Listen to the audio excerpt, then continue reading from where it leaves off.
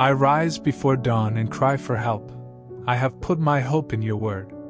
He who heeds the word wisely will find good, and whoever trusts in the Lord, happy is he.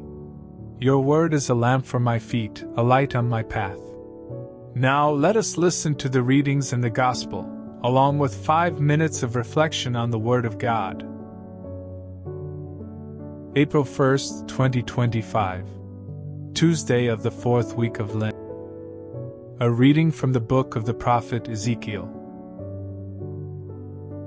The angel brought me, Ezekiel, back to the entrance of the temple of the Lord. And I saw water flowing out from beneath the threshold of the temple toward the east. For the facade of the temple was toward the east. The water flowed down from the right side of the temple, south of the altar. He led me outside by the north gate, and around to the outer gate facing the east, where I saw water trickling from the right side. Then when he had walked off to the east, with a measuring cord in his hand, he measured off 1,000 cubits, and had me wade through the water, which was ankle deep. He measured off another 1,000, and once more had me wade through the water, which was now knee deep. Again he measured off 1,000 and had me wade.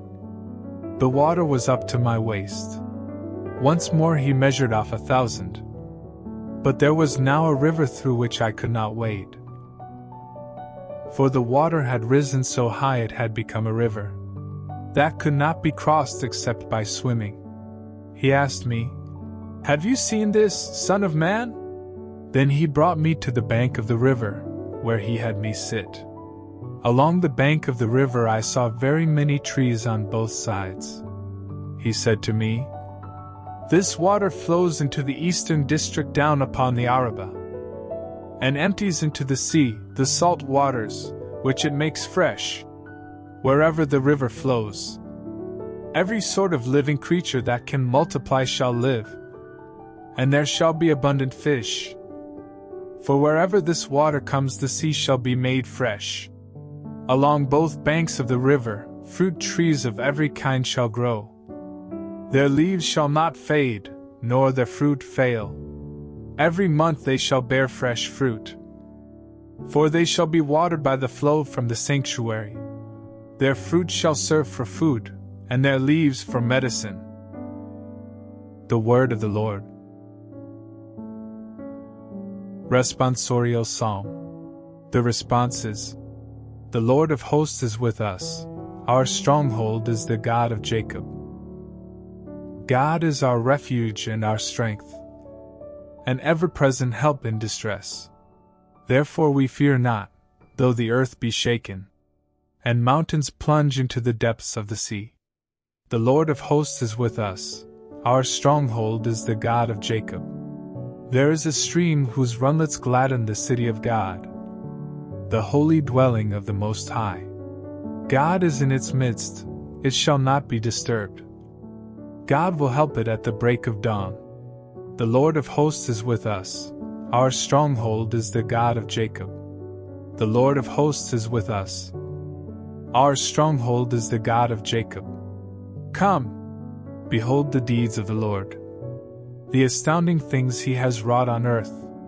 The Lord of hosts is with us. Our stronghold is the God of Jacob." A reading from the Holy Gospel according to St. John. There was a feast of the Jews, and Jesus went up to Jerusalem. Now there is in Jerusalem at the Sheep Gate a pool called in Hebrew Bethesda, with 5 porticos. In these lay a large number of ill, blind, lame, and crippled. One man was there who had been ill for 38 years. When Jesus saw him lying there, and knew that he had been ill for a long time, he said to him, "Do you want to be well?" The sick man answered him, "Sir, I have no one to put me into the pool when the water is stirred up. While I am on my way, someone else gets down there before me." Jesus said to him, "Rise, take up your mat and walk." Immediately the man became well, took up his mat, and walked. Now that day was a Sabbath. So the Jews said to the man who was cured, "It is the Sabbath, and it is not lawful for you to carry your mat." He answered them, "The man who made me well told me, 'Take up your mat and walk.'" They asked him, "Who is the man who told you, 'Take it up and walk'?" The man who was healed did not know who it was, for Jesus had slipped away, since there was a crowd there. After this, Jesus found him in the temple area and said to him, "Look, you are well, do not sin anymore, so that nothing worse may happen to you."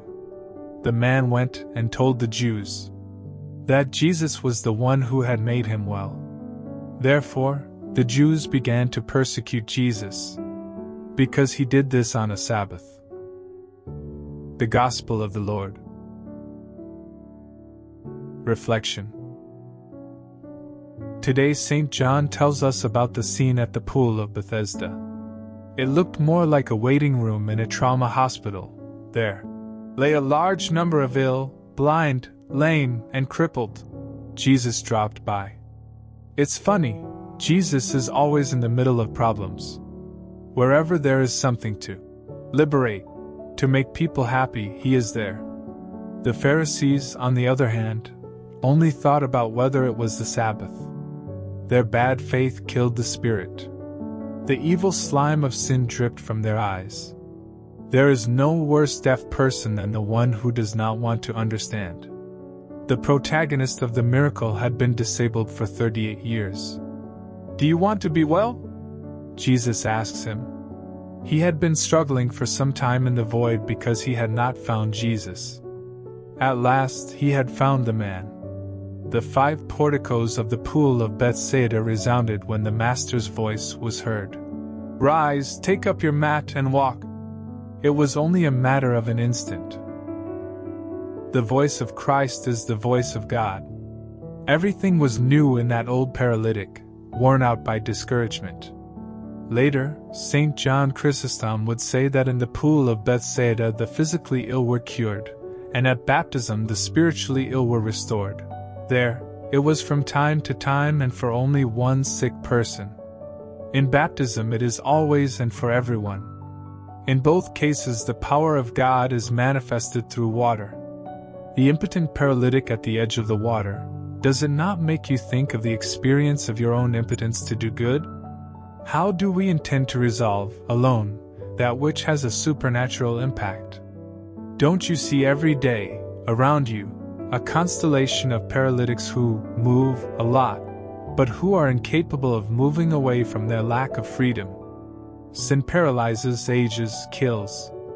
We must keep our eyes on Jesus.